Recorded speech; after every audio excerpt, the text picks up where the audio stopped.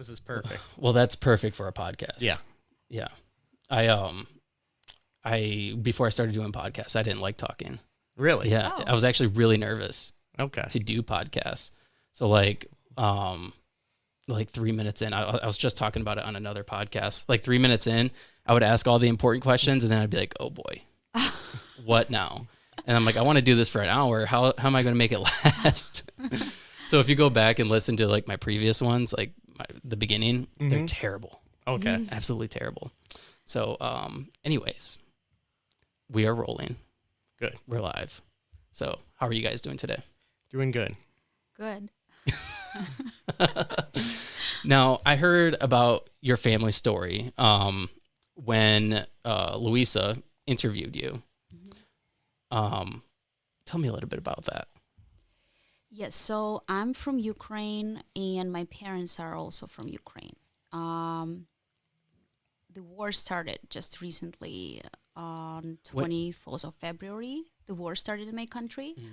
So my parents, they had to run away. They had to literally try to escape from the country because, like, not only the whole country was bombed, but, like, their city was very bad. Like, it was surrounded, and people who tried to escape, they were shot. So there was a big risk for them to, like, even consider, to. So, first off, when did you come to the United States? Yeah, that's right. So I came here a year and a half ago. Wow. So you got out like just in time. Well, yeah, I guess so. We can say that, yeah. Why did you leave Ukraine to come here? So my husband is from Lansing, and we've been married for 5 years, but we lived in Ukraine all of that time, and then because of health care, like healthcare is better in the States. Okay. That was the reason we moved.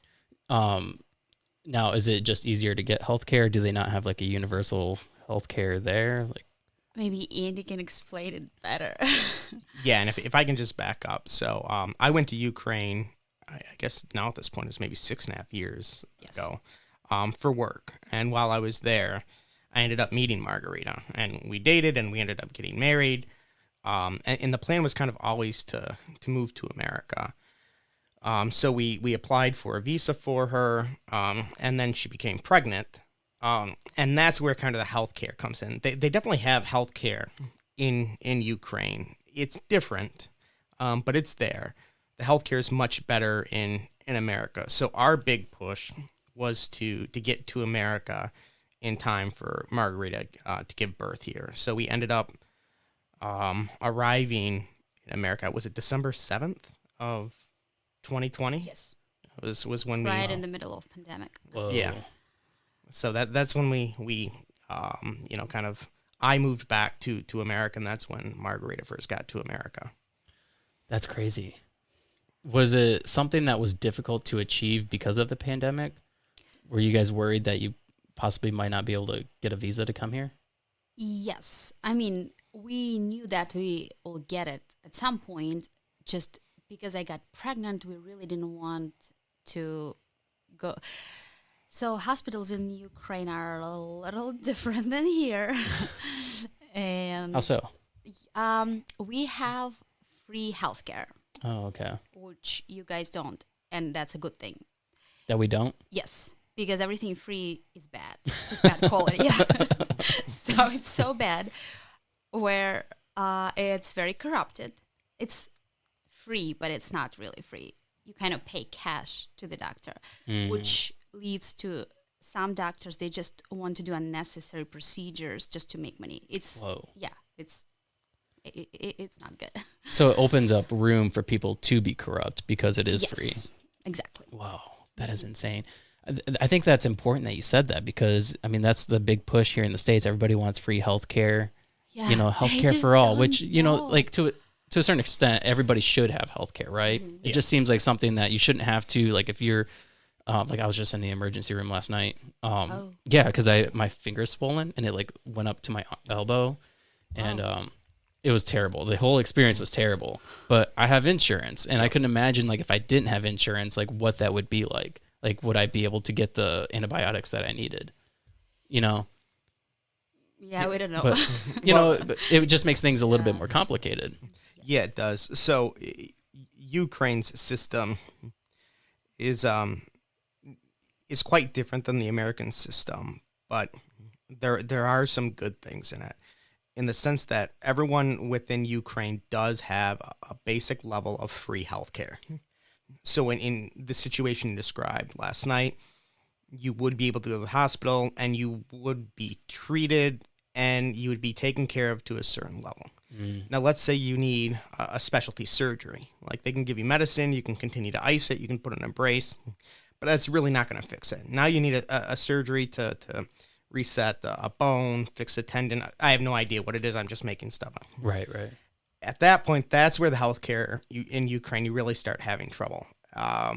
You're going to need to pay cash out of pocket for that. You're not supposed to, but that's the way it works. Wow. If you want a doctor who is good, and when I say good, I mean qualified, that's going to cost more than the other doctor who thinks he can do it for a lot less money. So that's where a lot of these issues come in. So there's good and bad to the Ukrainian system. Would I like to see, a basic level of healthcare in America for everyone? Yes, I think it's just a big problem in society within America. I know we're getting way off track here. I apologize. One thing I want to mention, though, so here, if you need to go to ER, if emergency happens, you may not be treated right away. Yeah, that was my experience last night. Yes, night. you probably needed to stay for an hour or more, right? Yeah, it was 5 hours, 4 hours, yeah. That wouldn't happen in Ukraine. In Ukraine, This episode is brought to you by Red Bike Delivery. This delivery service operates only using battery-powered, eco-friendly transportation. Red Bike Delivery is there for all your delivery needs, whether it's dinner for the family, flowers for your partner, or new houseplants for your new collection. Red Bike Delivery will gladly deliver those and everything in between. So what are you waiting for? Check out Red Bike Delivery on Facebook or Instagram for more information. Red Bike Delivery, because there's only one Earth. Right away. All the doctors and nurses will run to you because that's how they make money. Okay. That's important. On the other hand, it's a little like, it's not reliable. I don't even know how to describe myself. Like, it's not reliable, but if something is very bad, you're not going to wait in line for hours. Yeah. Yeah. Which is a good thing, but. So one thing I've kind of heard since the start of the war, I don't know much about Ukraine. The only thing I know about Ukraine is I used to have a camp counselor back in the day, like when I was a kid, and he was from Ukraine. He was the coolest dude ever. Like, I love this guy. But some things that I've heard about Ukraine is that it's a pretty corrupt government. Do they have any role in any of that too? So the government was corrupt. That's true. It was getting better with the new government, with the new president. Okay. Which who we already have for 3 years. He has been in power for 3 years, and he's a lot better. He was trying to change the system. That's probably why the war, I shouldn't say started, because it started a long time ago. Just now it's like very bad because the whole country is attacked. What do you mean it started a long time ago? So the war started in 2014. Okay. There were 2 regions. They were like annexed, like they were attacked by Russians. And the peninsula, Crimea, I don't know if you heard about that. That was actually taken. Yes. So, but it got a lot worse now, like since February 24th. Yeah, it got very, very bad. Now, one thing that was kind of crazy, when the war officially broke out, the whole country's in war. Social media was like crazy, like everything, with all the coverage, like the coverage of it was just insane. There was so much of it, and then it just kind of died off. Like, what's your perspective of that? Do you think people just kind of because it's been going on a while, they just kind of forgot about it and moved on? So you're saying here, yeah. Okay, I think that's very natural. Yes, because people have their own stuff to deal with, their own problems. You guys have a lot of problems. You to live guys, in the country. you're one of us. What are you talking about? But yeah, it is very natural. Though there are some promises being made, I don't know. So Ukraine is relying right now on the States, on other countries. They are really hoping to get some weapon and equipment and stuff, because our country is smaller, our economy is not there yet. Like our army is small, like a lot smaller than. Yeah, but they're doing like really well. They supposedly. are with what they have. Yes, the whole country is united right now. Like That's people, awesome. yes, to be more. They don't try to separate themselves anymore. It used to be that people thought that people on the east are different than people on the west, but it seems like now they're just all Ukrainians. That's awesome. Mm-hmm. But it's tragic at the same time. Yeah. Yeah. So have you always kind of thought about coming to America? Has that like been something that you've always wanted to do? Or did you not really think about it until you like got married to an American? There were some thoughts. So my sister lives in Los Angeles, and she's been there for over, I think maybe like 20 years. Okay. And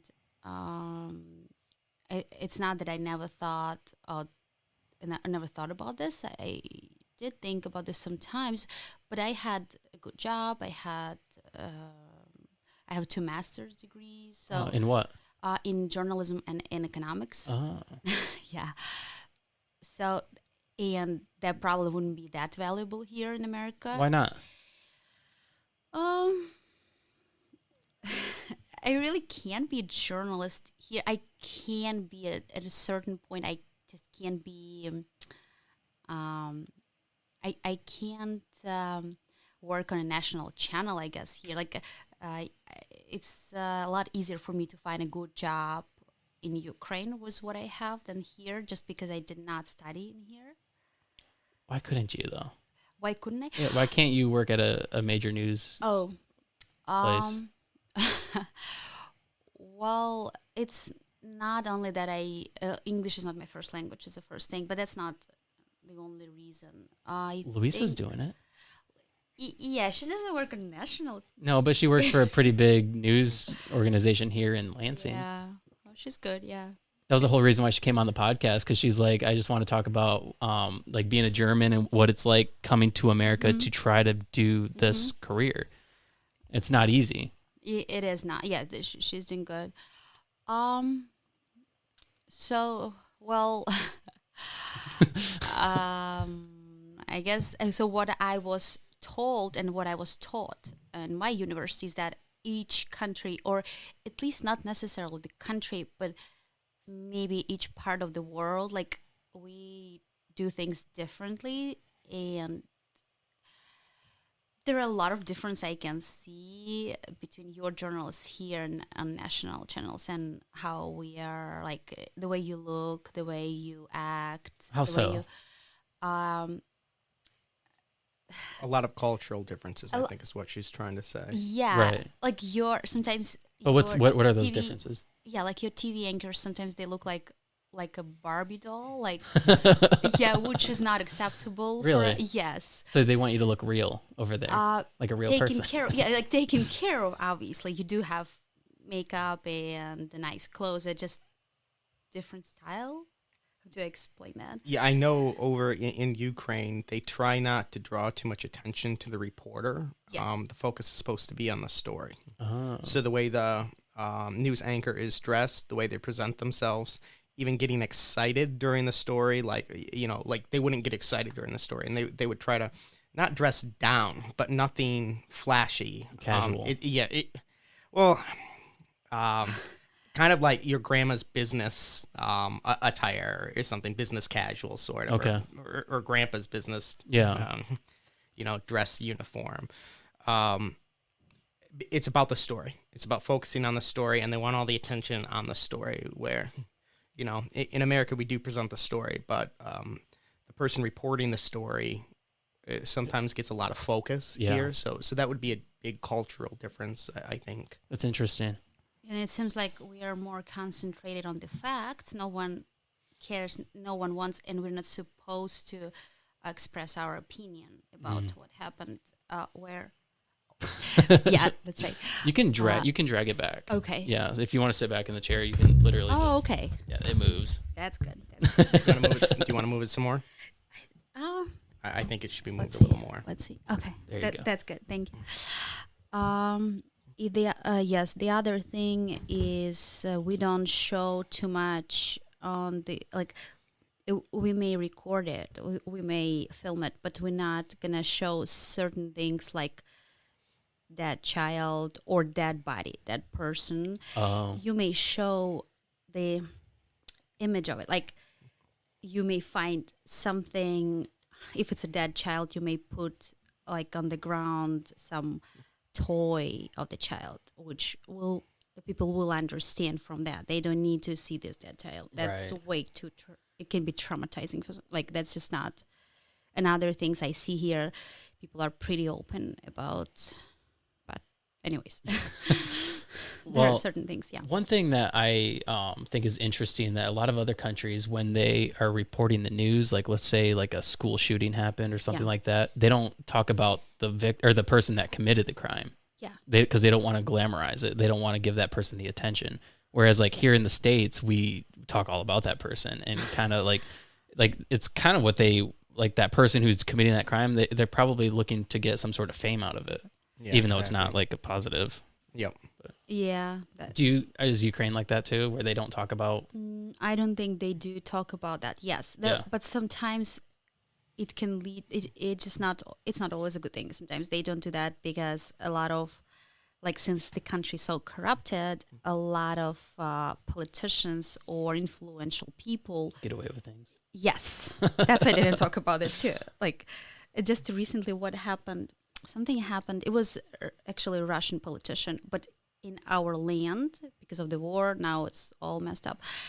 He hit by the car. He hit this person. He was crossing the street on the crosswalk, and now they made like media don't talk about politician. They talk about this guy. He was too slow or something. Whoa! So they're just putting it on him, like it's his fault or yeah. That's crazy. That happens too. Now, this is the Russian news, though, correct? Or is this Ukrainian news? It is Russian news, but I used to be in Ukraine. Like right now, obviously the war is going on, so people are concentrated a lot more on different things. But that used to happen in Ukraine too. That would not be unheard of. Okay. I think, for one, I think that you should try to practice being a news anchor or whatever it is that you want to do in the media. I think you could do it. Yeah. Yeah, I don't think you should limit yourself based on the fact that you studied in a different country and that the way they do it's different than the way we do it. Because you can always learn. You can always adjust the way you do it, for one. And for two, like you could add your own little spin on things. And like you don't even necessarily need to work for a news organization. Like you could do like a podcast. Yeah, I guess I could. You should. You also have kids though, so that makes it difficult. It does a little bit, yeah. So tell me about like when you guys met. Why did you go to Ukraine? So I went there for work. I was just finishing up law school, and I was transitioning into the IT field. I know that that's a little strange of a transition there, but IT had kind of always been my passion even before law school.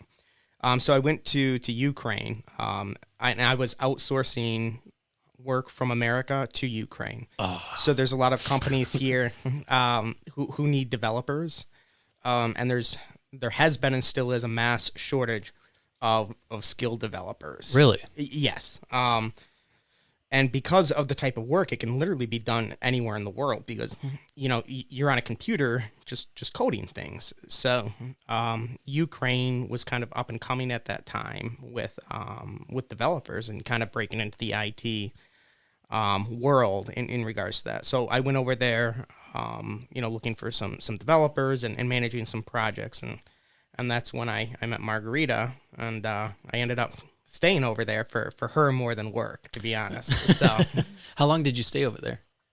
just over 5 years, I think. Whoa. Yeah. Yeah. Wow. Mm-hmm. How was that transition? Was it like a cultural shock? It is a different world over there. So there's definitely a culture shock moving there, and a little bit of a culture shock moving back to America after being in Ukraine for 5 years. What were some of the like most significant differences as far as cultures that you realized or that you recognized? Yeah, people are a lot more closed off in Ukraine. It doesn't mean that they're mean or they're jerks or anything like that. It's just more of a culture. You really don't walk around smiling at anyone like we do in the Midwest. If you're in the grocery store and you bump into someone like here in Michigan, like at Meyer, you would, say you're sorry. And who knows, you might just, you could strike up a conversation with the person. There you bump into someone and you just move on. It's just another part of your day. And it's not an intent of being rude. It's just part of the culture. But that was a big culture shock for me coming from the Midwest to over there. That's interesting because when Luisa was on, she was telling me about how like when you're in the grocery store, people aren't talkative. Like they won't be like, hey, how are you doing? How's your day going? Like, where you go like to a Meyer here, people are like, hey, how are you doing? Did you find everything? In Europe, we are just not as friendly. Yeah, that's to another strangers. way of putting it. Yeah. Do you think that's a better way of doing things or going about life? Or do you think because you guys kind of seen like both perspectives of it. I like the American way better. Do you? It's just a little bit more friendly. Yep. Yeah. What about you? You're from there, so. I am. It's just different. There's no better way. In my mind, I think though, when we don't smile to each other, and we are kind of like, we do look like we are rude to each other, even though we just don't care. We're not trying to be rude.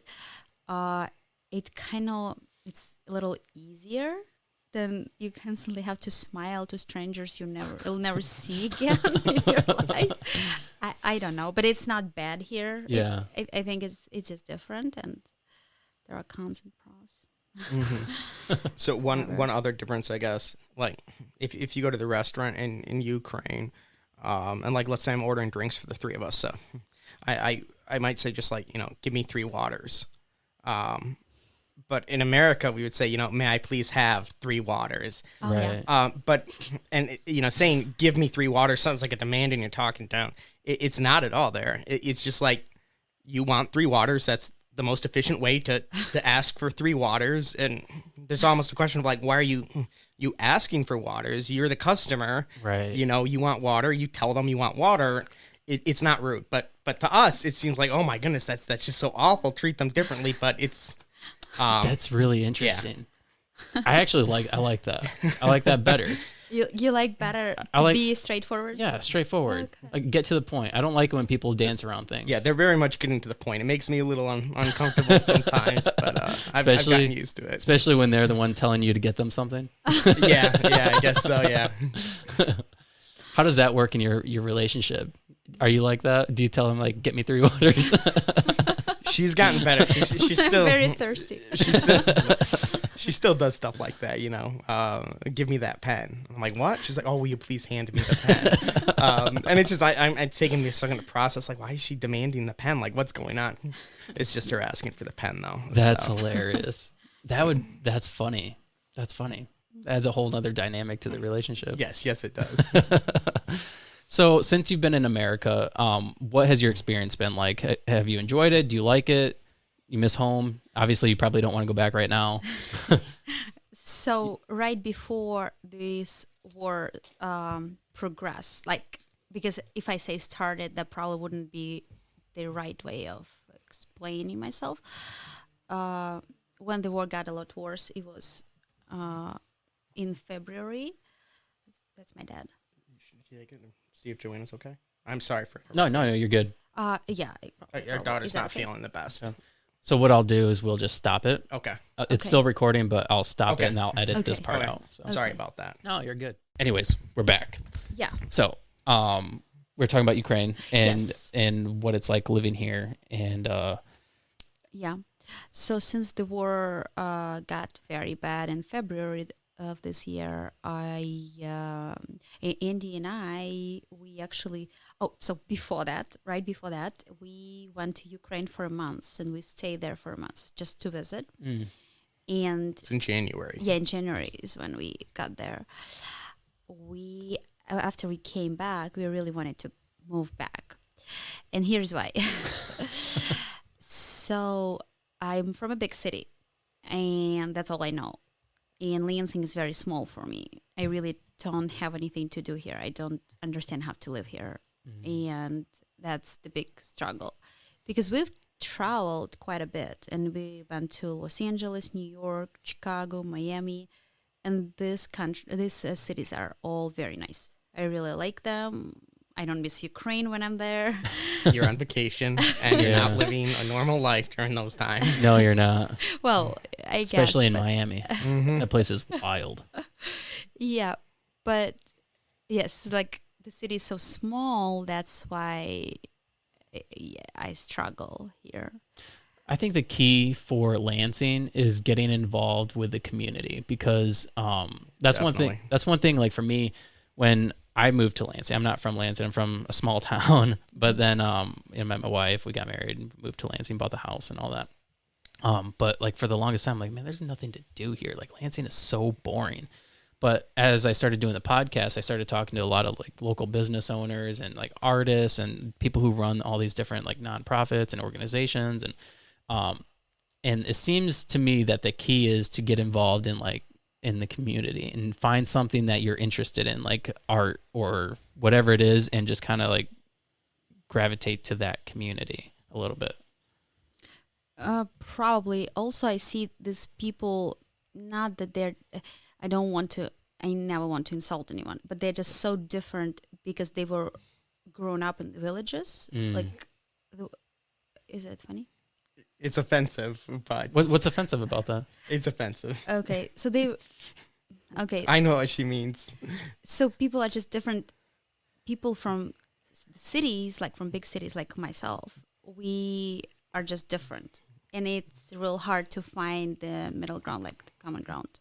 What do you mean? What do you mean you're different? Like just the different lifestyles, different yes. type of living? I'm going to jump in here. In Ukraine, within your, I know it's your national passport. Would it be like our driver's license, or is it also on the international passport where you're born? Yes. It states where you're born. And oddly enough, that actually matters. It's part of their culture, where you were born. So even if you move to like Kiev, which is the largest city, the fact that you weren't born in Kiev and you were born in a village, it's almost like a little bit of a scarlet A. Whoa. Yeah. That's not It's a not- nice way to explain it. Now this is when we can't be direct. So, it doesn't stop you from everything and anything, but it does make life a lot more difficult with just some of the rules and regulations and the way people look at that and whatnot. Her parents both were not from Kharkov, so for them to get established in the city of Kharkov was a lot more difficult for them than someone who was from there. What kind of things are more difficult? Registration is one thing. So, when you move somewhere, you just kind of go to the Secretary of State or even go online now and tell them, hey, I live here, and they update your driver's license. Right. In Ukraine, it's like super official. Like, you don't just tell them where you live. You like have to prove that you live there. And as long as that ID or that address is like on your D, you have rights to be there. That opens up renting and a bunch of challenges right there. Because if that's on your ID, like, it's a little difficult to just like, kick you out. So if you want to move to a different city, it's difficult.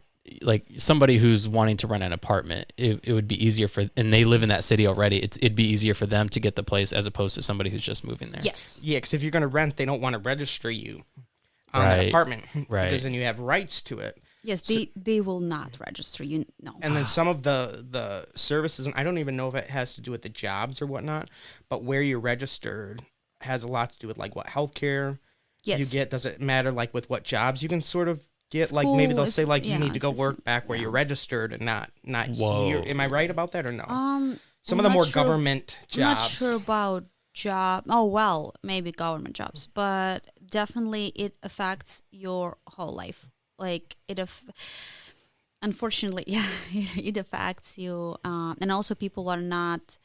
They gonna spot it right away. You're not from the city because you may have some accent or something. Yes, so it just village talk. okay, that's what you want to think. So yeah, there is a little bit of. And just to continue that a little bit, I'm sorry for not. No, you're good. Her parents, her dad, they moved there, and I know they had challenges with like renting. He eventually was able to save up enough and like buy his own home there. And once he bought that, they were able to get registered on that, and then you're kind of like you're a member of the city now once you're registered there. That becomes your city, even though on your some records it shows you were born elsewhere, but it's definitely a big hurdle. So, and I brought all this up because we were talking about cities and villages. They do view that a little differently in Ukraine because it does affect the day-to-day life differently. See, for me, when I hear that, I think obviously it makes things a lot more difficult. Yes. But I would think that it would also give you like a sense of pride from where you come from too, right? Or what part of or for what community you live in, correct? Yes. I mean, because then you don't just have anybody coming in, and I mean, you almost kind of have to contribute a little bit to society. Yeah, I guess you can say that. Yeah, I guess It seems like there'd be more pride, yes, a little bit more pride. It would be more like pride, yeah. Yeah. So what is that? You brought that up, but you brought it up like living here is harder than living there.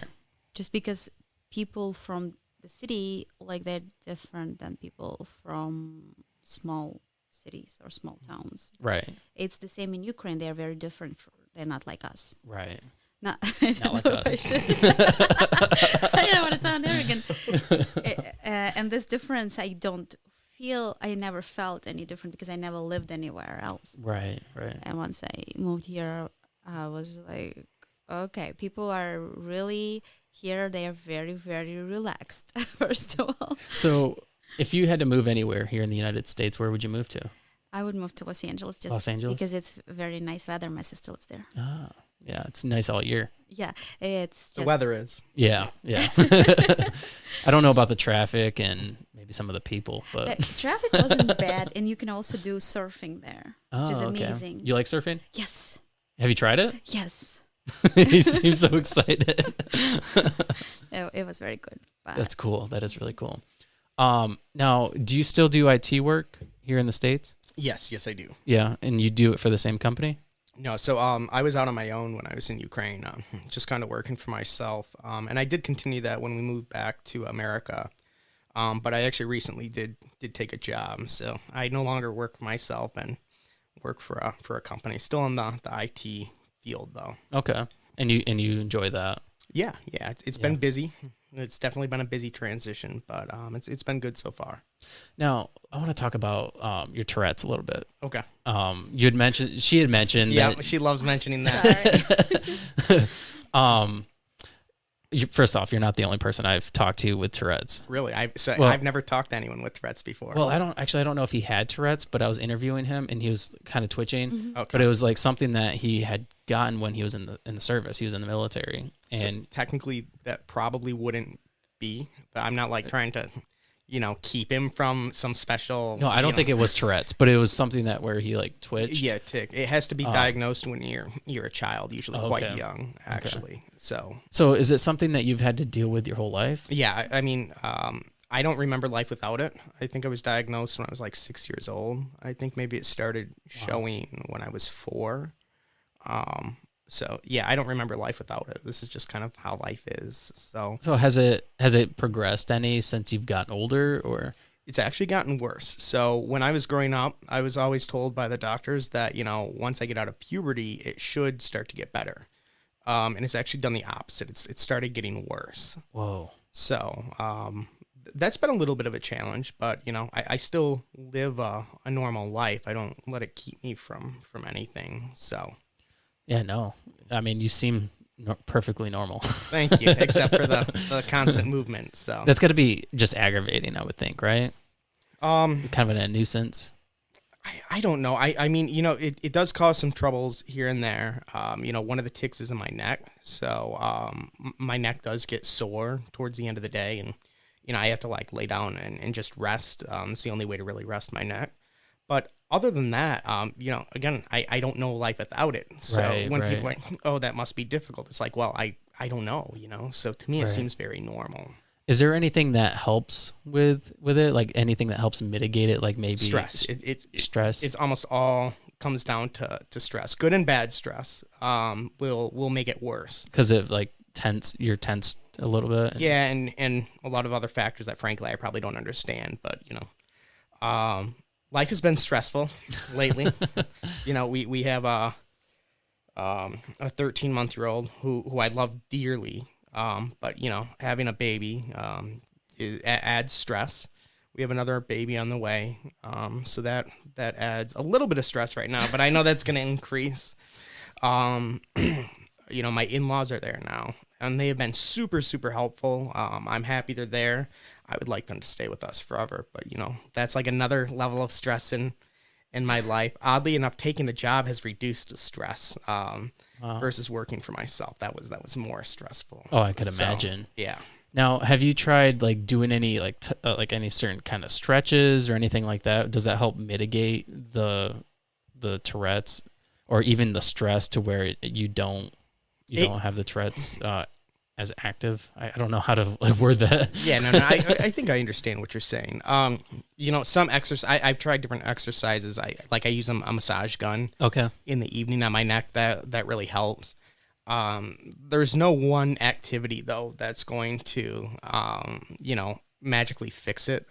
Margarita will also help give me, she'll give me massages too. Like she does a much better than the job than the massage gun. So she'll give me like a neck and shoulder massage, and that will help. She'll massage my hand or wrist sometimes, just from working a lot. That'll get a little bad. So that stuff definitely helps.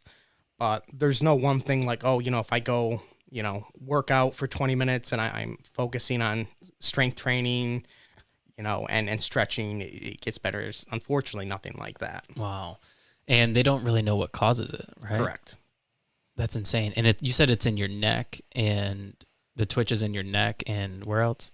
I mean, I have ticks all over. Ticks, and no, that's okay. They change over life, Okay. So one of my big ones is blinking, eye blinking. I have ticks on my face. I have vocal ticks. So you just randomly say words? No, I don't do that. I will make noises, but okay. I've self-taught myself how to mask those. So I actually just did one while talking, and you really won't know that I'm doing it. It can I can do it sometimes when I'm speaking by stressing a certain word in a place. It'll satisfy that tick or whatnot. Coughing is actually a tick for me. Wow. That was never a problem until COVID hit. Now everyone you have a cough, people freak out. So yeah, I'm still working on that one. So I don't know, but the neck one is definitely the one that probably bothers me the most. I could imagine because I mean, throwing your neck around. I mean, just that would bother me if I did that all day. Yeah, pretty much. That's kind of what's going on. So. Oh my gosh, dude, I'm sorry that you got to deal with that. It's okay. It's okay. Like I said again, I don't know life without it. So, I'm married. I have a good job. I have a daughter and another daughter on the way. I really have nothing to complain about. I have a lot of blessings in life. I'm very happy. I have Tourette's, but I'm okay. I'm happy with life. That's awesome. I mean, because in your position, a lot of people, could look at their situation like, oh man, poor me. Like I'm going to let it limit me. I'm not going to, I mean, a lot of people find reasons to not continue. Right. And it's important that you see all the good in life. You have a beautiful wife, 2 beautiful children. Well, 1 beautiful child and 1 on the way. Yep. She'll be beautiful too. I know that. So it's a girl? Yep. Oh, yep. Congratulations. Thank you. July 30th is the due date. So Whoa. coming up. Oh. Are you guys ready? Yeah, I am. I don't know. I never had the chance to think of that because I always have other stuff or other people to think of. Again, since the war started, like there were a lot of changes, and yeah, I don't know if I hear. Oh, I hear myself now. Okay, for some reason, for the moment, I stopped hearing myself. So yeah, yeah. Like I guess we'll be ready. We're gonna have to. So you said your in-laws or your parents are living Yes. with you guys. When did they move here and why did they move here? We haven't talked about that yet. Yeah, they moved here exactly in Lansing on 19th of April. You got the dates down. I was pulling up the calendar. Yes, but they moved here because they are Ukrainian refugees. They escaped from the war, but they stayed for months in Spain before they made a decision to move here. Now, I was reading the article that Louisa wrote, and she had wrote that a bomb landed directly on their front doorstep. Yes. Yes. Did it go off? That's true. No. It just stuck in the ground. Whoa. Which, like, it literally saved their lives. So, but that was the moment when they made a decision. They really have to run. They have to escape. How did they escape? Because you said that the country was shut down. They weren't really letting people out. The country wasn't shut down. The city, they live very close to Russian border. Oh, wow. Yes, and the city was surrounded. But That's right. so there was a risk. They definitely took a risk to try. They left like very early in the morning, and they were just able to find the right way. They were able to find the way where like no one was there like waiting for them. And so this is kind of like the Sparks Note edition here. I don't know if you're familiar with that, honey. It's like just the quick overview, sort of. So when the full scale invasion started, no one really knew what to expect. No one knew how far Russia wanted to take this. No one knew how Ukraine would do defending itself. So her parents, you know, put yourself in their mind here. They're both 63. They own 2 homes in Kharkov. They have 3 other pieces of property that they own, garages, but a little different than what we would probably envision. That's why I say property. Margarita's dad has a business there. It's a smaller business, but nonetheless, it's his business. it's very successful though. Whoa. Yeah. And that's kind of where life is. So they have a lot invested in the city of Kharkov. In addition, people of that age in Ukraine have seen the banks fold twice in their lifetime. So any money that was in a bank account when it folded was just gone. Whoa. So they don't trust the banks. So you literally hide and hoard all of your cash. And then, you know, what about inflation? What about investing? Well, that's where property comes in. That's why her parents would buy, you know, property. That's a way to hedge against inflation and, you know, have something to show from your money. But with the war, you know, they can't sell their property. So everything is there that they have. You know, their whole life is literally there, except for their 2 daughters who are in America. But they don't know what the scale of this war is going to be. They don't know how long it's going to last. You know, will Russia just, run through Kharkov and just continue on, and the day to day will be the same, even though it's like now part of Russia, which no one wants. But you know, from a certain aspect, your day to day life doesn't change that much, unfortunately. So we just, they don't know. We don't know. But as the days go on, we see that none of this is the case. There's a lot of artillery shelling. There's bombing. There's a lot of explosions. It's almost like a siege warfare on the city of Kharkov. And it's definitely affecting, her parents. It's affecting people we know. It is destroying places that we knew we would walk by every day. They're just like leveled now when we see these images. So we Marguerite and I like knew that this war isn't going to end anytime soon. We could see that it's devastating. And you know, we kind of both came to the agreement that her parents need to get out of there. But like I was saying before, put yourself in their shoes, like put yourself in their mindset. They don't want to leave.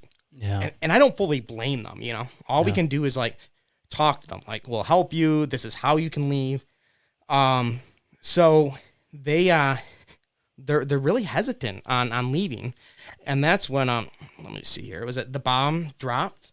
Like in their front yard, right there, right in front of their place, and it didn't explode. And that was the wake up call for them. Like, it's like, you know, we need to get out. So they decide to get out. You know, so they've gone through like that whole mental thing of like, do we stay? Do we go? They finally come to the decision to go. But it's not that easy. It's just like going. There's a massive gasoline shortage. So her dad has a car. It takes diesel, right? So his car was full. He had the tank full with diesel, but there's nowhere to buy diesel. He's like asking friends, do they have any gas tanks with diesel? He found one friend who had a gas tank, but it was just regular gasoline, unleaded, non-diesel. So they decided to go anyways. We had a family friend who was younger. What is she, like 30-ish or 29, I think? Yeah, she's turning 30 soon. She decided to go with them. And the idea was that she would kind of help navigate. Like, she was a little more tech savvy because the cell phones were working, but it wasn't great. Right. Because they kind of needed to know where to go. Because a lot of these villages, getting back to that, you know, small towns, it will be under the control of Ukraine one day, and then at night there's a skirmish, and then Russia takes it, and vice versa. So you really have to be careful as you're driving, you know, who is controlling this village you're going through. And it's not a full freeway system like we have here. Like, you just get on 75 and drive all the way to Florida, and you're there. It's more like taking the highways, sort of, you know, where it goes. Yeah, exactly, where it stops throughout these towns. So you have to be really careful with that. So it took them 3 days, I think, to get out. They happened to find a place to stay each night in different locations in Ukraine. They did manage to find fuel for the car.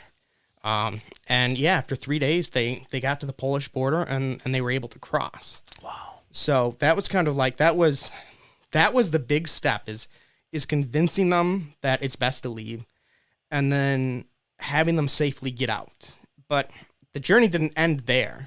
That's just like step one. And then I'm going to kind of like, not trying to take over your job, but I'm going to turn it over to Margarita about like the border crossings, how it was happening before, who's allowed to get out and who's not, and all that stuff, if you're interested. Yeah, absolutely. Yes, so they were able to get out because they were both, well, doesn't matter. Tell them the how old rules my mom first. is. Yes, okay. The rule is that for men who are older than 18 and younger than 60, They had to stay in flight. yes, they have to stay. Some of them were able to get out because they were able to get out. It was illegal, but that's very hard. Like, everyone can get in trouble who was involved in this. Like, not only the men who tried to get out, but also like people on the customs service. Yeah, and yeah. So they were able to just get out because they're kind of older. My dad is. My mom would be able. Anyways. What was the line when they were there? Yeah. So when they were getting out, because they were not.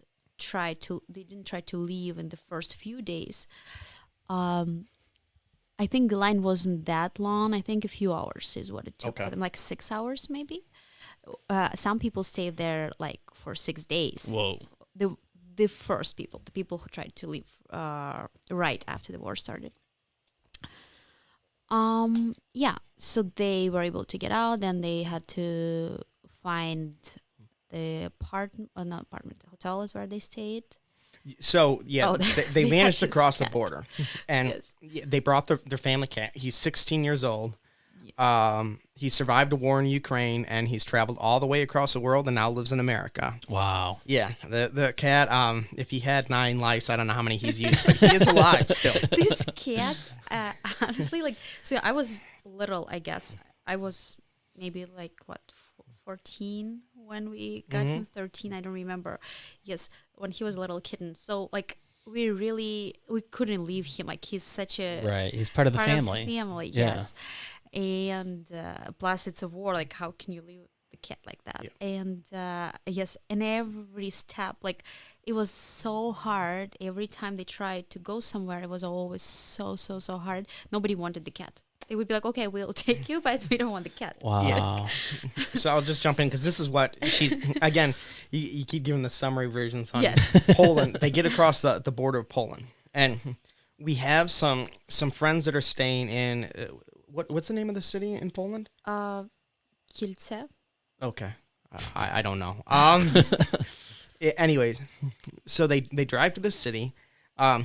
We had asked if they could just like sleep on a couch for the night, just, so they have someone to stay with that they know. And then, the next day we'll figure out and get them situated. So they said yes. So her parents get there. It's like, what is it? Like midnight, 1 a.m.-ish. Yes. And they get there and there's a problem where they can't bring the cat in.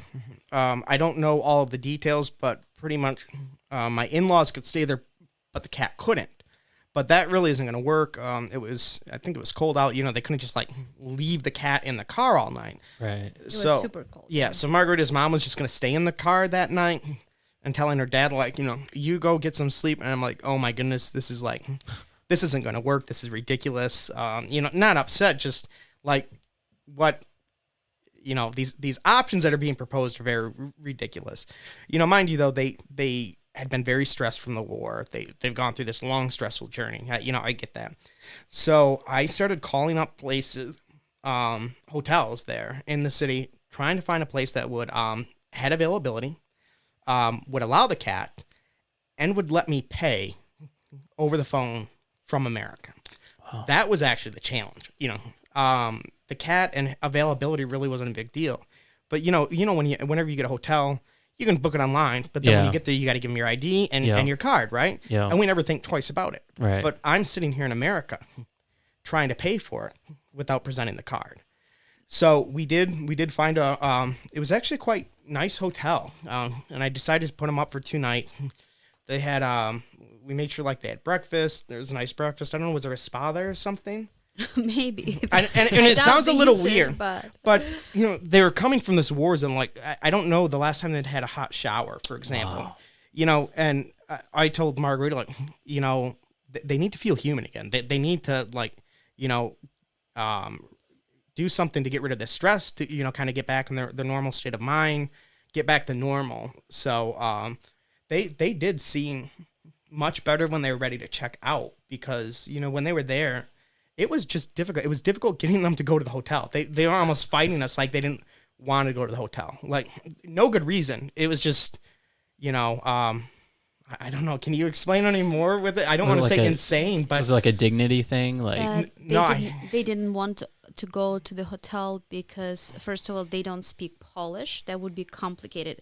Before, they traveled a lot with us in different countries, but we would always... I think just more stress. Yes, Right. we would always take care of them. Like, they don't speak the language, that's fine, because we would kind of figure stuff out for them. They'd kind of given up for the night, hadn't they? Like, they were just like, we're just going to sleep in the car. It's too much. We don't want to go somewhere else. Yeah, and this time they just...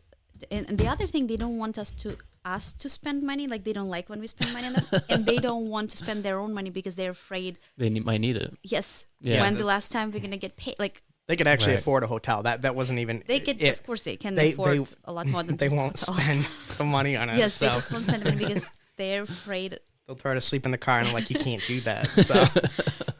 But yeah, they stayed for 2 days in Poland, and then I told them. So my friend, she lives in Spain, and she told me that she could either take them like for unlimited time, like as long as they need, or because she also has a cat, she may try to find a place for them to stay, like where they would be okay to stay with the cat, and she would help them, like just because they don't speak Spanish, and she would just help them to get around with stuff. So I told them that, and right that night, she actually found them a very nice house. What is it, $3 million house? Whoa. It was like a 3 million euro. Yeah. What is that in American money? spitballing at like 3.3, 3.5 million. Whoa. So. It's a very expensive house. And this lady, the owner, she lives in England. So she really, like, she was just nice enough to let them stay there by themselves. Wow. For free. It was a very nice house. Plus, they had all the, like, the maintenance would come, like, do things around. Whoa. Yeah, What do they like, do for a had living? pool. Well, this is actually, I was thinking that this is an investment property for them. It's like Oh, okay. Airbnb or whatever they do over there. You know, people could kind of rent that, I don't know, by the night, by the week. My guess is that would probably go for like $4,000 a week, just given its location and There were size and how 8 nice it is. bedrooms, 8 bathrooms. Yeah, and it's Like a really lot of close people to the can- sea in a very, very nice little town that's very popular with tourists. So Whoa. it wasn't a cheap place, but it was kind of like the downtime in that season. Like, I'm not trying to discredit anything that family did. It was amazing. They were so helpful. You know, everyone else like, what is the deal with this? You know, I think it was, you know, low peak tourist time. The house is already set up to take in other people. Right. Like, it was, you know, it was wonderful that they were able to do it. It was like they had all the resources kind of almost in place to take some That's Ukrainian awesome. refugees. Yeah, could- so we were yeah. so thankful Yeah. for that. Yes. And my parents just lived there by themselves. Yes, How long did they live there? for months. Okay. Yes, so they had to go. Yes, from Poland they went to Germany. They stayed there for the night. Again, was all on E&D. He tried to pay for the hotel, like find this hotel where they. Germany would take- wasn't that bad. France was difficult. Oh, France. Yeah, They France did was not different. want to speak English at all with me on the phone. Even American chains, even American chained hotels did Whoa. not want to speak English with me. FYI, you can tweet to that chain, and their customer service from America will get in touch with you and assist you if anyone's listening and, you know, runs into that situation. Oh, I didn't know that. Yeah, That's cool. Yeah, so I don't know how they do that, but you don't have to deal with the French workers who don't want to speak English, even though they work for an American company. Anyways, moving on though. Well, yeah, the thing was there that my parents tried to get in. Like, it was raining, and they had this cat who was super stressed, and they just cat. wouldn't open the door for them. Like, the front door was locked. To the And- hotel, right? Yes. Yep. and to the hotel. And my parents called me to help them, but they couldn't because they just didn't speak any English. Andy tried his best. Like, I don't remember how eventually they got to I the think I had another phone in front of me with Google Translate, and I think I was like, you know, putting that on speakerphone, playing it through the phone that's connected with them in France. Oh my I think they gosh. didn't like it. I think they didn't like your They didn't, pronunciation. but when they understood refugee, I think Ukrainian refugee, Yeah. that's when the tone changed. Then they were, I felt like, a little bit willing to work with me. Right. You know, they were not fluent in English by any means, but at this point, you know, I don't know, they were able to remember some English. So, Wow. Yeah, so after France, they moved to Spain and they stayed there for months. That's what we asked for, like, for months, because we still hoped the war would end. It didn't. Yeah. And we had to make a decision, like, we couldn't just stay there. Like, it's an expensive place. We didn't want to take advantage of people. Mm-hmm. So at a certain point, we made a decision for E&D to go. again, you're speeding through this process. So Yeah. they get to Spain here, and we get them situated. And then for Margarita and I, it was just like like we can breathe, you know, this weight off of our chest. Right. And then 5 minutes later, Margarita's like, "What now?" And I'm like, "Honey, like, you know, they're there, they're good. We need to like de-stress and take some time." So then the next day, you're like, "Okay, what now?" And we kind of talked about this, like, To the you know, point. yeah. I don't know. So we, you know, there's obviously, what if the war ends? We want the war to end, you know, and then they may be able to go back to Ukraine. The other option was, you know, getting them to America. And we knew that there was a way for them to come seek an asylum or as a refugee, but the U.S. government didn't have a program in place at that time. Whoa. So I was telling Margarita, like, you know, let's wait. And we ultimately decided, like, let's give this 2 weeks because they have, you know, about 4 weeks there. So we're just going to kind of de-stress for 2 weeks, kind of take care of our life and our stuff. You know, we still communicated with them, but I think, I was working for myself at that time. I had to take a whole week off of work, I think, to help coordinate the logistics of getting them out of Ukraine and all the way to Spain for that. So it was, again, not complaining, but it was a lot That's stressful. from us too. Yeah, like it wasn't just like they just made this journey. Like we were constantly available on the phone and like looking things up and planning things and figuring it out. So we needed some time too to like, go to the grocery store and get things taken care of, and so I could get caught up with work again. So we took those 2 weeks, and they had 2 more weeks left, and the U.S. government still didn't have a program set up for them to come to America as refugees. When was this? This would have been like the first week of April, because you said they got here on April 19th. Yes. Yeah, so I guess we're talking like the first week of April 2022 right now. So we did learn that they could come in and seek asylum. And that didn't really need a program in place for that. That's just kind of always been there. But that's kind of complicated. So I started looking into that. Pretty much to seek asylum, you have to come to America first and then ask to seek asylum or claim asylum. And you're like, okay, that sounds easy. Just get on a plane, fly into America, and when you get there, say, hey, I'm here seeking asylum. Well, the problem is you can't get on the plane without a visa. So you're really limited to just doing this at a land border crossing. And with the laws, Canada is not an option, because in Canada, you're not allowed to seek asylum in America coming from Canada unless you first try to seek asylum in Canada. Whoa. And Canada's denied it. However, Canada would have most likely granted it to them. So that really just, took Canada away. So the option we're looking at here is getting them to Mexico, having them cross at a land border crossing, like an actual checkpoint, asking for asylum as a way to come into America. Once they're in America, then, bringing them up here to Lansing. So that was the conversation we had. They've got 2 weeks left, 2 weeks in Spain. They've got about 2 weeks left to go. We know this, me and Margarita, but her parents don't. So Margarita decides to explain some of this to them because, it sounds stressful because it is stressful. And, it was almost like selling her parents on this.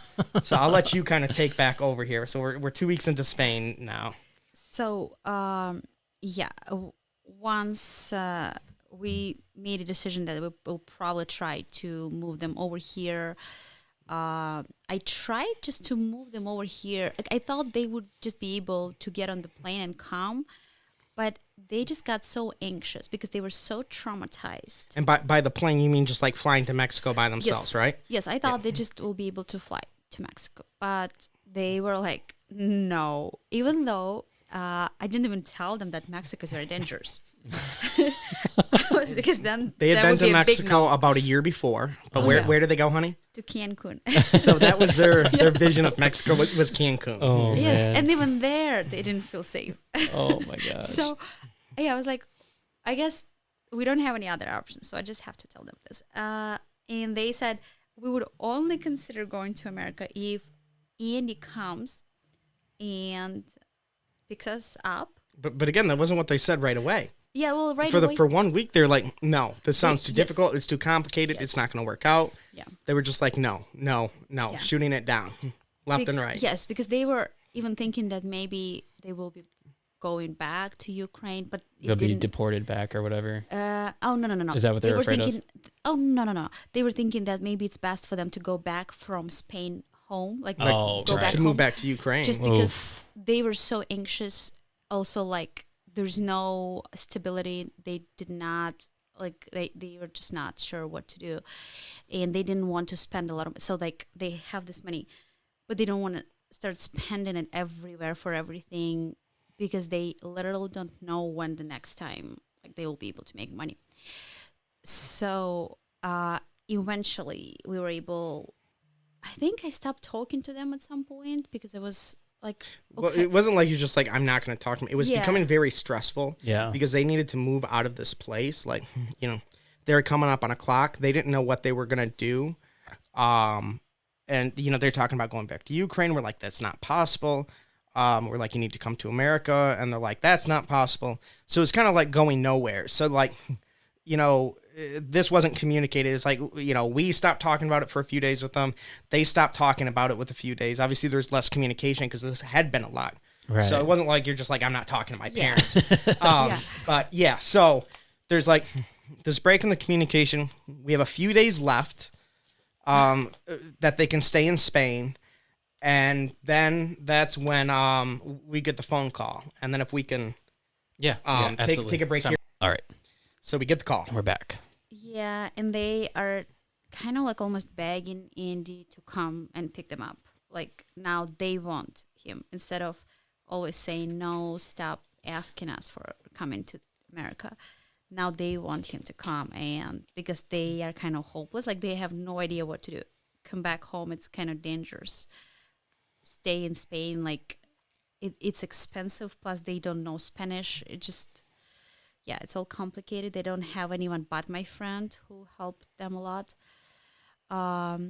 Even though, so Andy needs to go. Like we make a decision that Andy needs to go to pick them up, and he. What day do we make the decision? A Thursday, right? Yes.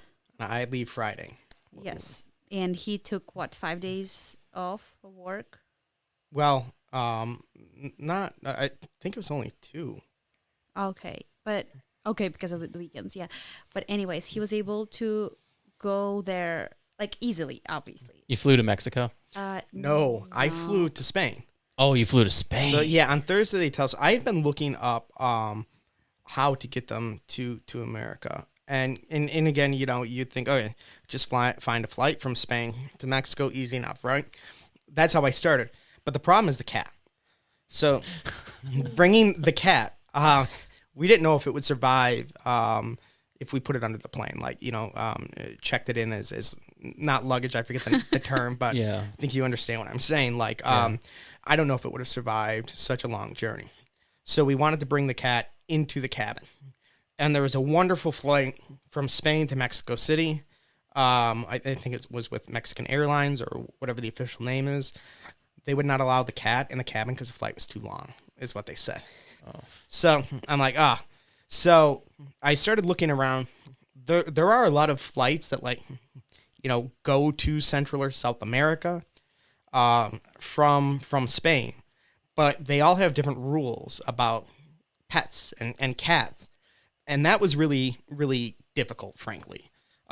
So I did finally find a decent flight. I think it was on Avianca Airlines. So we flew from Barcelona, Spain to Bogota, Colombia. And then the next leg of the journey was from Bogota to Mexico City. And then Mexico City to Monterrey, Mexico is what was scheduled. So we buy those flights. Plus I bought the flight to fly out to Spain. So we plan all of this on a Thursday night. Friday, I get up, I work. I don't know. I think I cut out work around 4 p.m. I start packing. I have a backpack for work. It's like something you keep your laptop in. It's not like a big cargo backpack or anything. That's what I took with me. So I had like maybe 3 pairs of underwear, 3 pairs of socks, 3 t-shirts. I had 1 pair of pants that I was wearing, a t-shirt that I was wearing, pair of shoes that I was wearing. What else did I have? Oh, a pair of shorts I brought with me to sort of like sleep in case something awful happened to my pants. I didn't have to go around and just my underwear, like really, really light here. That I was packing. I already had like the travel shampoo, soap, deodorant, all that stuff. So I was able to toss that in there. Some chargers, power banks. I think that was about it. Yeah. So, so I'm packed like super light, and I drive down to Chicago, park and hop on the flight that night. Red eye over to was it Lisbon? Mm-hmm. Lisbon, Portugal. Yeah, Lisbon, Portugal. There was maybe like a 90-minute layover there, and then I flew into Barcelona the next day. So I end up in Barcelona Saturday morning our time, Saturday, late morning our time, evening in Barcelona time there. I meet up with their parents, and I met up with her friend Lisa there that evening, and then we had some other friends from Ukraine who happened to also be in Spain because that's where they left, and they were a few hours away, so they came and met up with me and her parents, and we all stayed in that place for the night. So it was great to kind of see them and be with their parents, and then the next day, Sunday, I think around noon, we left and went to the airport. So I was actually only in Spain for 23 hours from the time that the plane landed and until the next one took off. Not quite a vacation. No, not at all. So, yeah, I fly. Let me say, I say we fly. We get to the airport, in Barcelona, and I'm trying to check us in, and this is where the problems start. So we have the cat, and right away from the beginning, they start giving us trouble about the cat. And they say, well, you can't take the cat on the flight. The flight is too long. And I'm like, so I'm like, what do you mean I can't take the cat on the flight? I'm like, I already paid for this. I bought the tickets online. I then called up. They made us measure the cat. Yeah. The paws, I did not measure the cat, though. Yeah. I'll get to that. Okay. So, yeah. I call up and I'm like, I need to, pay for a cat and add him to our ticket because we're going to, bring a cat on the flight. And the guy on the phone is like, okay. He's like, you need to measure the cat. I'm not with the cat. I have no idea. And so I start Googling cat measurement. And FYI, that doesn't just come up with what I need. That was a little difficult. So I start guessing at some of these measurements. And I know I got one really, really wrong. He's like, are you sure about that? He's like, that seems really, really small. I'm like, I don't know. I'm like, her parents, I'm like, I don't speak Russian. They don't speak English. They're, measuring them in Spain. Maybe something got lost in communication. I'm like, just 1 second. I'm like, honey, can you have them remeasured? And I'm frantically Googling, trying to find a new number, making it sound like, I'm like, yeah, I think they're remeasuring them. Give me a minute. Finally, I'm like, well, what is a normal number? And, so he tells me, so I just oh, yeah, okay. And I'm like, yeah, we got it. And I just alter his normal number just by a little bit. Do you think he was just making fun of us? I don't know. It's a cat. It's a domestic right cat that lives in the house. I don't know. It's not like a mini lion. I don't know what you need measurements for a cat. It looks like a cat. I tried explaining that. That wasn't good enough. Anyways, so I give him numbers that meet his requirements for measurements. I pay for it. We're good to go. So, but then a few days later, I get to the airport, and they don't care about the size of the cat. No one questions that. They say that the flight is too long for the cat, so that the cat's not allowed. And so I explained that I called in and we already paid for this, and I'm like, I had to go through all this measurements. I made sure to tell them that, so they're like, okay, I guess we'll let it on. We're not sure about this. And then they start going through the documents for the cat, and apparently we were missing one of the documents that was needed for Mexico. Oh, boy. Mm-hmm. But Now, it wasn't mentioned anywhere, right? So we really couldn't know about this beforehand. Yeah, I mean, no one told us we needed this document. In their defense, it's not necessarily their job to make sure we have everything, though they did tell us about other documents. I guess there was just a specific document for Mexico. It's called health certificate, even though my cat has a ton of other documents that he got different shots, and he has a European passport. Yes, he's a Spanish citizen. He's not a citizen, but nonetheless, as documents come for international travel for a pet, this is considered pretty strong. There's a special chip in his shoulder that you can scan and see the number on this ID to verify that this is the cat and these are all of his records. Mm-hmm. But we needed ultimately this letter from a vet stating that the cat was healthy to fly to Mexico, and we don't have it. So I'm not taking no for an answer. I'm thinking until they close the gate. Yeah, because we haven't even gone through security or anything. I'm here at check-in right now, trying to drop off our bags. I'm like, until that gate closes, I'm not giving up. Her parents, after 10 minutes, became defeated. I think your mom was crying. They were calling you. Mm-hmm. You're calling me. I wasn't taking the call because I was just in the zone trying to focus. Law school does have its advantages sometimes. Well, she's trying to find a supervisor. I'm quickly Googling stuff, and I find this one page from the Mexican government about bringing animals in.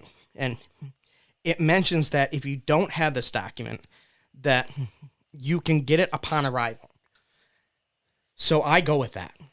I tell them, no, there's an exception to this rule. And they're like, well, we're sorry, our policy is different, so it doesn't matter. I'm like, yeah, but why do we need that document, And they're like, well, that's what the Mexican government requires. I'm like, exactly. And this is what the Mexican government is saying, because they have whoever from corporate for their airline write these policies that get pushed out to these, agents at check-in. They have no idea. They're just trying to follow the policies. That's their job. Right. I get it. But it doesn't mean they're 100% correct. Right. So they're trying to deny our boarding. Or negotiable. Well, typically they're not, but we did. I asked, is there a vet there that we can get over here to examine the cat? And no, it would take too long.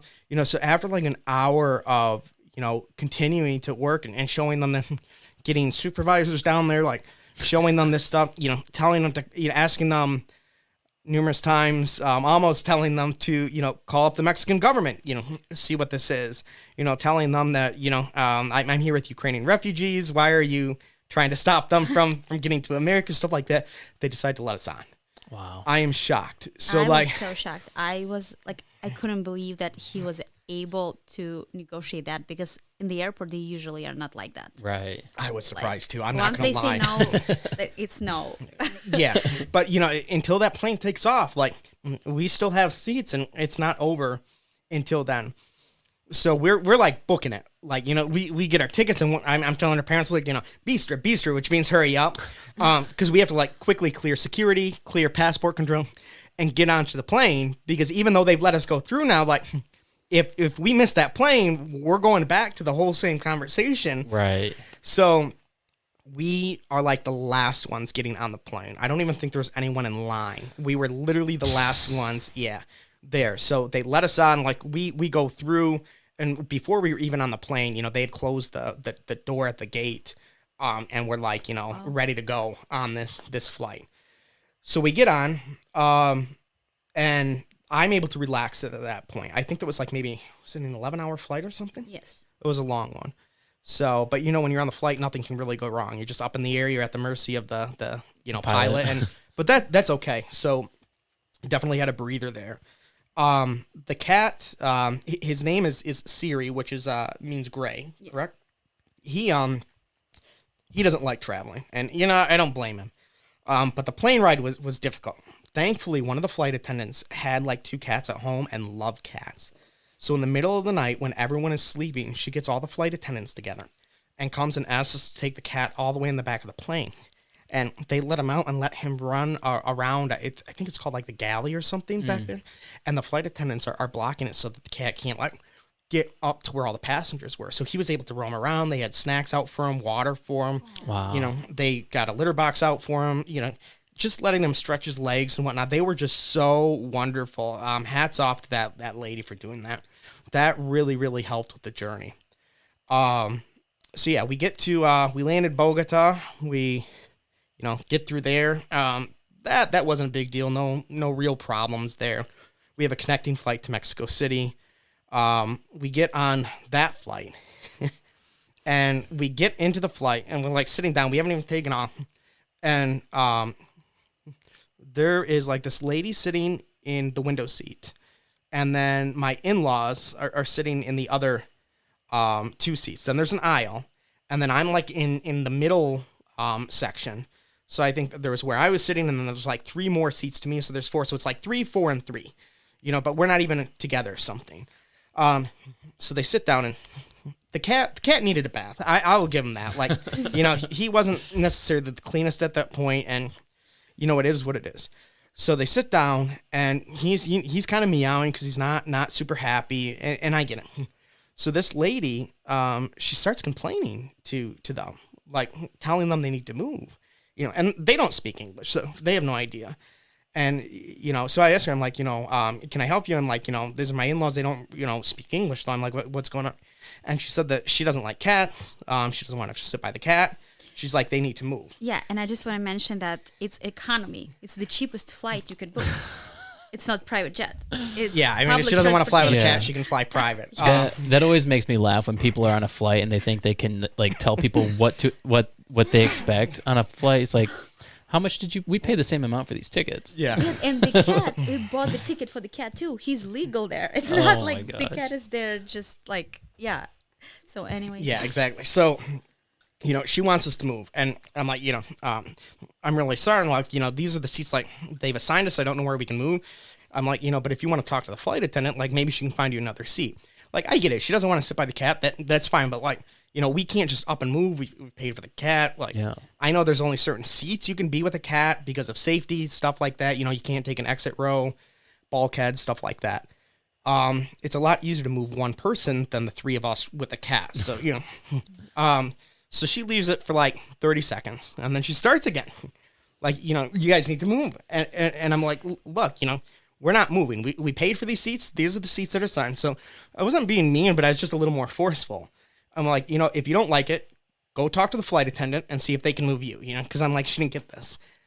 So she stops for like 10 seconds and then she starts again. Oh my gosh. And I had just had it and I kind of lost it at that time. And I told them, like, if you want to blame someone for the cat, I'm like, blame Russia. I'm like, these are Ukrainian refugees. They've had to flee their home. Their home has been bombed. This is their family cat. They're trying to get to America where it's safe. I'm like, we're just trying to get there, and you're trying to make this big deal about the cat. I'm like, where are you going? I'm like, you're probably going to your nice, comfortable home right now on this flight. I'm like, they have no home to go to. And I just kind of like sat down and left it at that. She did not say anything for the whole flight. And it was like a 3.5, 4 hour flight. She can talk to the flight attendant. Yeah, like everyone could hear that. Next thing you know, she's petting the cat. Well, it didn't go that far, but I definitely had been traveling a lot and kind of lost it a little bit. I do feel a little bit bad about that. You shouldn't feel bad about that. feel bad. No, you But shouldn't. I could have been a little nicer. More harsh on her. Yeah, I would be like, excuse me, lady, no. It really got to me at that point. I was just like, okay, that's it. I'm done holding back there. So we take that flight, and frankly, I was so tired. I probably forgot about that after 10 minutes. It didn't like stress me out. It wasn't like, oh, there's that lady that'll fly. Like I totally forgot about it. So we land in Mexico. We get to Mexico, and this is where the fun begins. Because mind you, we don't have that document. So we try to clear. I believe it's customs. I always get these names mixed up. It wasn't passport control. I think it's customs first, where you go through bags. And they're like, do you have anything to declare? I'm like, well, yeah, we have a cat. I'm like, oh, okay. It's like, where's your paperwork for that? And I'm like, here, they're like, did you, get it approved by the agriculture department? I'm like, no. They're like, okay, you have to go over there first. I'm like, okay. So we go over there. They're looking through a document. So like, where's this letter saying? And I'm like, we don't have it. They're like, what do you mean you don't have it? They're like, you have to have it to travel. And I'm not getting ready to tell them like, well, I argued with them for like, an hour and a half, 2 hours saying it's okay. I'm like, I don't know. We gave them what we had. They let us on the plane. Here we are. And they're like, they're not upset at me. They're probably like upset at whoever let us on the flight. I don't want to like, put any more heat on us at that point. Right. So they're like, well, you need that document. I'm like, oh, how can we get that? Like, I'm like, we have another flight because we had a flight from Mexico City to Monterey. And I'm like, we have to get on our flight and we have to clear security and all that stuff, recheck bags. And like, well, we have to get a vet down here. The vet's going to have to examine the cat. And I'm like, look, we're not even staying in Mexico. I'm like, we're just going to America. Do we really need this document? I'm like, maybe there's a fine. I'm like, we don't have a lot of time. I can pay cash for the fine. I'm really trying to hint like, if you tell me it's $100, I'm going to hand you $100 and we go on our way. Like, Right. I'm not saying, can I bribe you? But, I'm offering to pay a fine on the spot in cash. No receipt needed. She's like, no, we have to get a vet down here. And so I'm like, okay, how long will that take? She's like, I don't know, but this guy's pretty quick. He was there in 20 minutes. Whoa.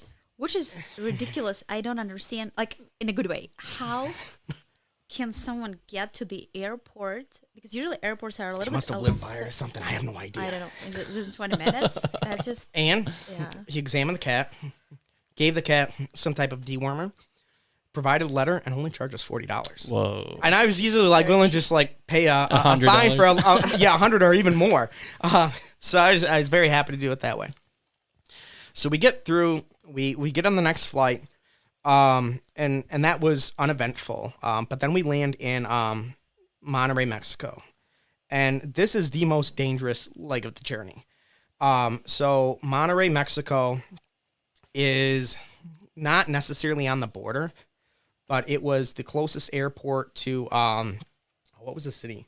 Nuevo Laredo. Laredo, yeah. Yeah, so there's Laredo, Texas, and then I think Nuevo Laredo. I'm not proficient in Spanish, but I think that means New Laredo on the Mexican side.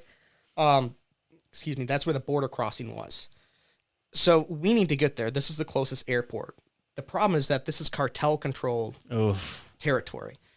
And 2 weeks before we are going to Nuevo Laredo, a big cartel war broke out, so much so that they had to bring the Mexican military in just to keep things under control. It wasn't even like fully resolved.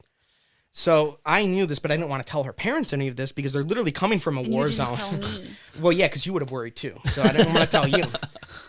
So you're just stressing about it yourself. Well, yeah, I mean, it was still easier than letting them know and having to calm them down. Yeah. So we land there. And I had looked at all different ways to get to the border, like what was the safest way. And the cat makes it very, very difficult. So, you know, what I come up with, the best way is actually a taxi. I've done this in a lot of other countries. You know, I've traveled quite a bit. As long as you don't pre-order a taxi, if you book them on the spot, it doesn't give them a lot of time to plan anything. Like so, to kidnap them or you know, hurt them they don't or really know something. your story. They can't, you know, get stuff in you know, going to rob you or whatever. They still can, but there's just less of a chance for something like that. You know, you're just kind of surprising them with the order and then you move forward. So, you know, given everything, I'm like, this is probably the safest option.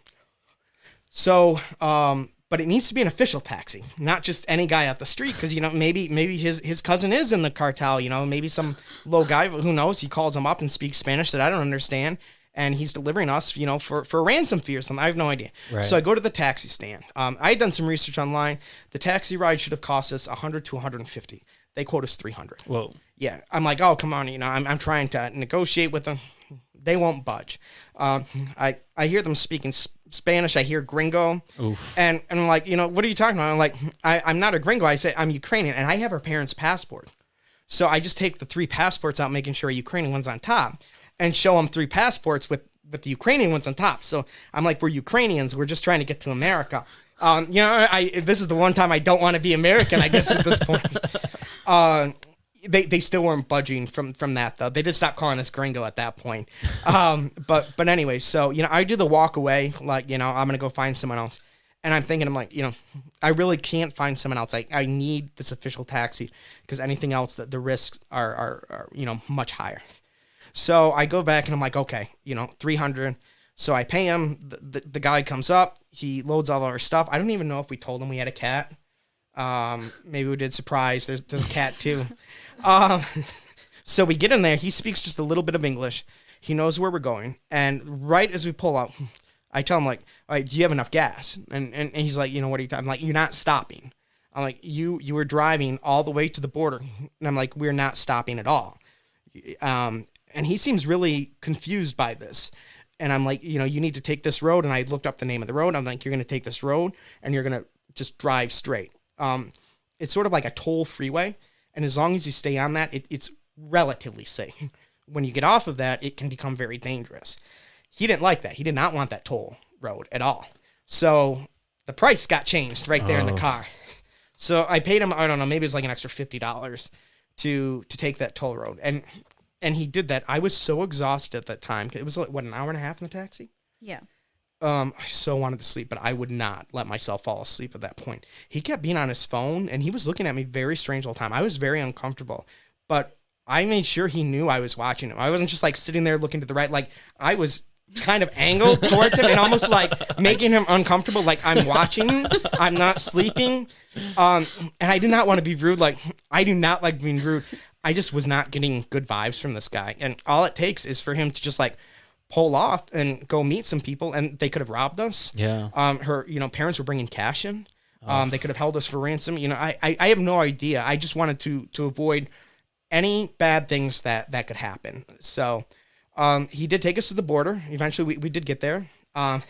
Before we get there, we're getting very close to Nuevo Laredo. And again, her parents don't know about anything that's going on. Which is good. And there's Apache helicopters flying. Oof. and there's like a couple of them, and they're getting closer and they're getting louder, and I see them, and then her parents see them, and I'm like, oh, at the Harasha, it's okay. I'm like, tourist, trying to say, I don't know the actual word for tourist, but I think I'm like, okay, I'm like, as long as they don't see the guys on the 50 cals up there, we're good. It was definitely military helicopters there because of everything going on. I didn't want them to stress them out even more. So we get there, we have to go through the Mexican passport control while we're in the taxi. Then they let us off the bridge, and with our suitcases and everything, we start walking across the bridge. And when we get to the halfway point, there's U.S. border agents there. And they're just asking everyone walking across, like, are you a U.S. citizen? And when I get up there, they ask me, I'm like, yes, but they're Ukrainians. I'm like, they're here to seek asylum. I'm like, okay, just wait right here. So we literally have to wait on the very middle of the bridge, like, Wow. Really can't even cross into America at that point. They tell us that they're going to have an agent come escort us up. So I'm like, okay, we waited there for maybe 5-10 minutes, and they were really nice. Like, they were just kind of talking with us. Everything was good. In some of the conversations, I heard them talking amongst themselves. And one of the border agents asked the others, like, do you think they'll let him in? And he's like, the Ukrainians, is like, they'll definitely let him in today. So I was like, okay, this is good news hearing this. So the agent comes there and he escorts us. We didn't know how long it would take. Oh, yeah, we were thinking maybe it would take 4 days. Like, literally. I forgot this. So Tijuana is the easier border crossing. But when I had left, when I was doing this research, the wait at the Tijuana border was days to get across. It could be 3 to 6 days. And I didn't want to sit down there, like, trying to sleep in a tent or finding a place to stay. So I'm like, if we go to this other border, even, it's more difficult to get to, but there should be less Ukrainians trying to cross. Can we pause for a minute? Yes, definitely. I gotta pee. Yep, so that's bad. okay. That's okay. Sorry. I'm surprised you don't have to pee. You're pregnant. How do you not have to go? Sorry, we're really taking this No, you're long here. All right, and we're back. And so where were we? Sorry, You were talking about crossing the border. Yes. Yeah. And so the agent, he comes down there and he gets us. And when we walk closer, there's like this long line of people, like, waiting to cross. This is, a border crossing just for pedestrians there. So there's a long line. And he walks us right past it and, tells us to sit down. It's air conditioned inside. It feels wonderful. I'm sure we're all smelly. We're dirty. The cat reeks. The air conditioning was wonderful at that time. So we sit down there, maybe for 2 minutes, and like a border agent finished like letting someone through, and then she just calls us right over, like right away to come up. And they start processing. They processed me really quick, which was just, I think, frankly, scanning my passport, having me look into a camera, and then I was good. Her parents, Margarita's parents, took a little longer, obviously, and they did scan their passports, took pictures of them, got the process going. And then we had to go back to secondary and wait. And that maybe took like 4 to 5 hours. And most of it was just waiting on the border agents. They did take both of Margarita's parents back and had them sitting there and separately interviewed them, asking them questions. Which they have to do. Ultimately, they were just, wanting to know, like, why are you, wanting to come to America? Because they won't let anyone in. So, they pretty much communicated that it's not safe. There's a war going on, which is good, but they have to be told that. Mm-hmm. They wanted to make sure that, they had a place to stay, so I told them, yeah, they'll be staying with us. So they kind of went through that, and they just had to process paperwork to kind of get them in the system. And they didn't grant them asylum. They granted them humanitarian parole, which is a little different. It's a lot easier to get than asylum, but it's this weird entry status where there's not a lot of rules set up, which is good and bad. So they're just here. They're here for like up to a year, and it can be extended easily, but no one knows how to deal with them because they're, here on humanitarian parole. We've tried to get them help in America, as refugees, but they're not technically refugees. Wow. So, yeah, that doesn't apply. I'll get to that in a second. But anyway, they let us out of they let them through. The border agents tell them they're good to go. They give me all their paperwork and everything. We walk out. We're in America. We take a selfie right away. I think there's like a church's chicken in the background. It looks like Mexico. Was there an American flag though? I think there was an American flag in the background. It did look very bad there. So there are certain parts in America look very bad. Just rough. Yes. Yeah, this was Laredo, Texas. It did not feel like America, but it was. So I took the picture, posted Closest on thing Facebook. to Mexico in America. Yeah. He sent me 10 of hotels. They wanted to stay in the hotel because they were so exhausted. And all the hotels were like very bad. Motels? Definitely. Very bad. So not only were they bad, so look, it had been a long journey. It was maybe 7 or 8. We needed to go to San Antonio to catch the next flight. But even if we were to catch a flight that night up to Chicago, I'd have to make the drive back. I'm like, that's not happening. I was so exhausted. I'm like, let's just get a hotel in Laredo. But it needs to take the cat, which always makes it difficult. I managed to find a Red Roof Inn. That wasn't an arm and a leg for 2 rooms. Though, someone may have left an arm or a leg there at one point. So we get in there. We did, I did splurge on 2 rooms. So, we'd each have some privacy, which was nice. I had no clean towels in my room. Wow. I think I told you that I dried off with like a rag or something, like a washcloth is what I used. Oh my gosh. I was just so tired. You didn't care. No, I wasn't even calling. I was like, I just needed to get some sleep. I walked to Pizza Hut, picked up a couple pizzas, brought those back. Her parents loved that. That was their first time eating in America. Pizza, just because you're so hungry, you love everything. We were very hungry. Yeah. They drank Dr. Pepper. I think it was their first time having Dr. Pepper. Oh, yeah.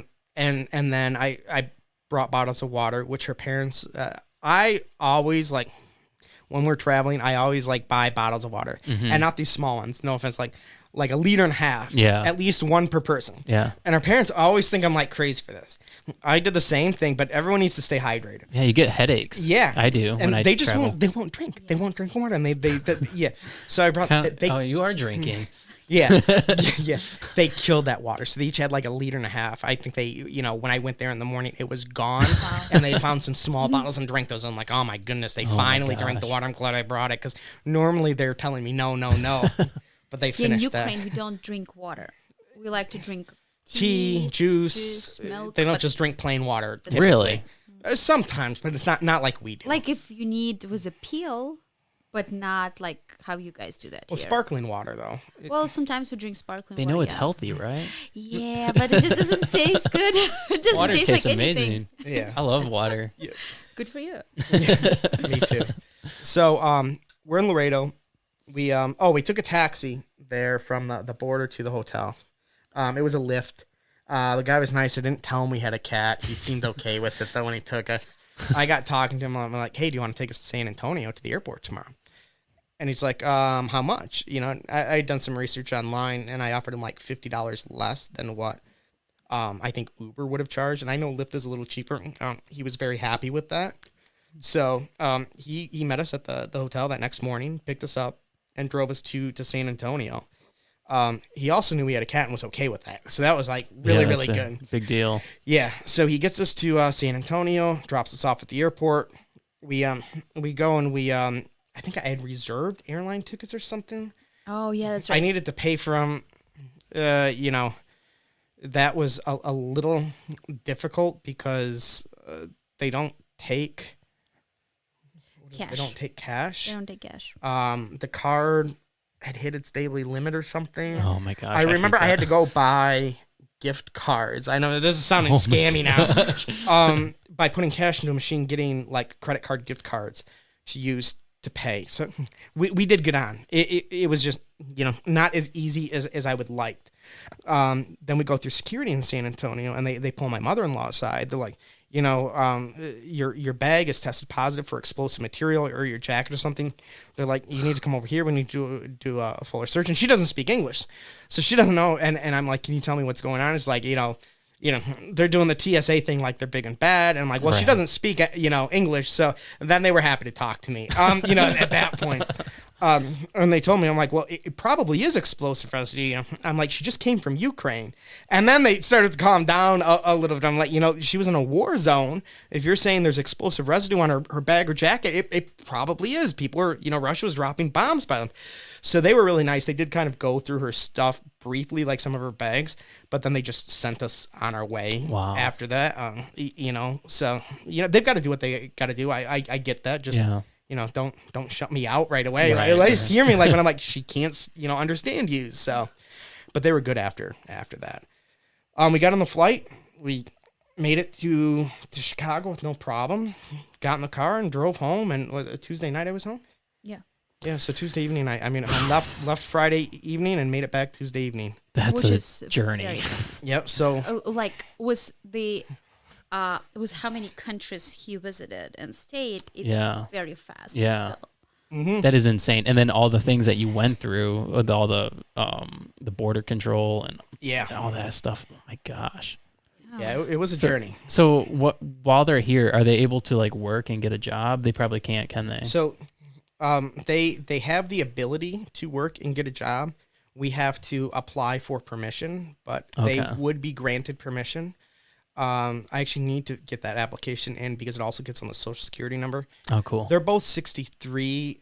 They don't speak English. I don't really. Yeah, we don't know what type of. I don't see work going very well. They don't need to work either. Yeah. So I'm okay if they don't. I mean, I don't know how other people feel about this, but at 63, I think like the best they're gonna get is not a very good job, And when I'm up close to retirement, I don't want to have to go start back on the bottom of the ladder.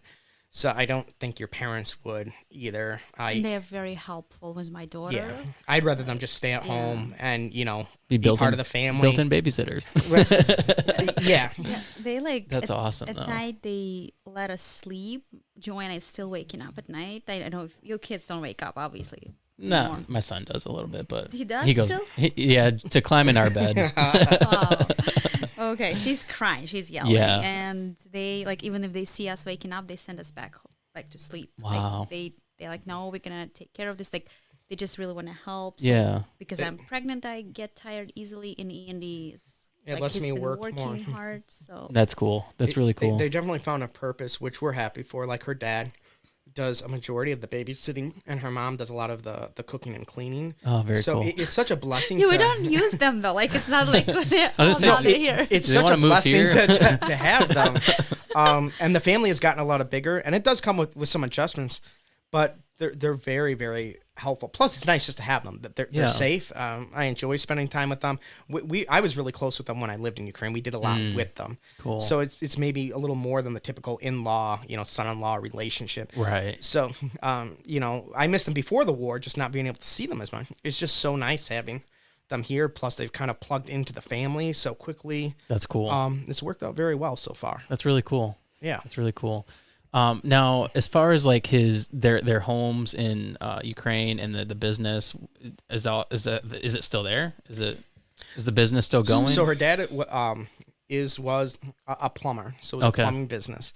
So he would go and do plumbing work, and he had people that would work for him. He had storage warehouses and other stuff. So in regards to the business, I mean it's kind of the people and I guess the clientele. So I don't know if it's there. It's not like a storefront per se. Okay. The property. Have you heard anything if they're? So we are trying to get a hold of people sometimes, like who can just go there and check. Sometimes they also leave the city, then they come back. So it's not like we can daily know what's going on. But like the last thing we heard, it was not damaged. Like it was not. So their home is still there. How about the other apartment? Oh, your the old other. place? Oh, I don't even know if anyone checks on that one. Okay, that's fine. Yeah. So last we knew, their main home was intact. Yes. That's very cool. Yeah, I didn't know that actually. That's good news. So. Yeah. So, wrapping this podcast up. Yep. We've been going for an hour and 46 minutes. Wow. Which I mean, some of it I'm gonna have to edit out, so it's probably more like an hour and 40. But still, that's a long time. Yeah. And it's quite the story, quite the journey, and it all took place within a matter of days. Yes. Which is insane. It's insane, and I'm glad you still made it. You didn't die of a heart attack No, or I anything didn't. from I all the didn't. stress. And he was even able to bring the cat, who is 16 years old. Yep. was bombed. Like That's and amazing. Still alive. Yep. Yeah. That's truly amazing. Now, what's the plan moving forward with the parents here? Do they plan on going back eventually? Yeah, They we don't want know that. to. They Just miss kind of taking it Ukraine. day by day. Yeah, they miss Ukraine, but like right now it doesn't look safe still, and Yeah. it's just getting worse, and then a little bit, and then worse again. So, yeah, not really. We don't really have a good plan in place. Definitely day by day. Yeah. So, yeah, it's too soon to tell because things just change so quickly. You know, once this is all done, will they have a place to go back to? Is like, you know, one of the big questions. Right. I would like them to stay with us. Like we've already talked, you know, about trying to find a bigger home for us.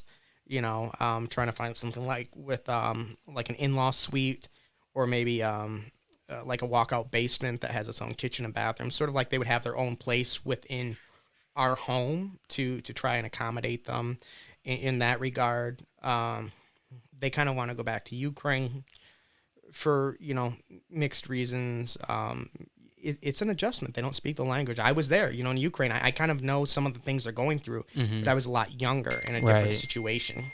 So they're They're trying to learn English right now. They Yeah. went to this school. What is it? It's not English. Is it English school? yeah, I guess Friendship Yeah. House or something on campus. Oh, okay. Yeah. So they yeah. they do adult English as a second language, but They work out. Like they're members of the gym here. What else they do? They go to Impression 5 Museum with Joanne. Like they try to stay busy so they don't think too much Yeah. about as we what's get them going more on. plugged into the culture, if they're able to learn the language, I think they'll become more okay with staying here. They definitely see, you know, some of the benefits of being in America, plus being with their family. Yeah. You know, it's just their whole life is back in Ukraine. So Right. it's kind of like a toss-up, you know, there. But as they get more integrated into Lansing, I think it will be better for them. And, you know, the shift on where they want to be may, you know, move much stronger in staying here in America. We have to figure out how to do that legally. Right. There are a lot of different routes, but not all of them have made themselves available yet because it takes time in the U.S. government. So we haven't pulled the trigger on anything yet. But it is a situation I've been monitoring and, you know, plan on making a move as time progresses on making sure they have options to stay here legally in a way that would set them up in the best possible way to live out the rest of their life here. Right. So, Well, I have faith that you can do it. Thank you. You seem to be able to organize and orchestrate all of this perfectly. I got lucky with a lot of this. So I Well, I mean, luck is a lot of everything. So guess so. yeah. And I'm glad that you were able to get them here and that they're alive, that they didn't die by that bomb. I mean, that's was big. incredible. Yeah. That's incredible. And thank you again for coming on and sharing your stories. It's been fun. Yeah, Yeah. it wasn't. Thanks for having us. Yeah, Thanks for having absolutely. Absolutely. All right. Bye, everyone.